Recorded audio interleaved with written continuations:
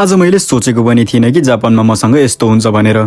हरेक दिन जस्तै आजको बिहानी पनि मेरो सुरु भयो दाँत माझेर र हरेक दिन जस्तै आज पनि म मेरो लागि मिल्क सेक बनाउँदै अनि टक्क लगाएर घाँटीतिर शरीरतिर आफ्नो पर्फ्युम छर्केर र आज शनिबार अनि शनिबार चाहिँ मेरो काम बिदा हुन्छ, त्यसैले म निस्किएँ घुम्नलाई।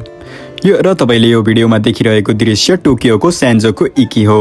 अहिले जापानमा स्पेरिङ सिजन चलिरहेको छ, यहाँ एकदमै भिड हुने गर्छ र आज मैले 30 मिनटको टाइम लिएर बोट चढ्ने निर्णय गरेँ र हातमा टक्क लगाएर रेड बुलको क्यान समाउँदै म यो सुन्दर दृश्य इन्जोय गर्दैछु। र यो देख्न सक्नुहुन्छ जापानको साकुरा हो र यो साकुरा हरेक सिजन फुल्ने गर्छ।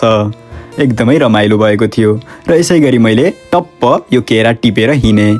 एकदमै मिठो केरा हुन्छ यो चाहिँ जापानको, अनि टक्क लागेर चेस गर्दै मैले केरा खाएँ। यो चाहिँ जापानको गाउँ एरिया एकदमै सुन्दर हुने गर्छ र यसै गरी मेरो दिनको अन्त्य हुन्छ। By by.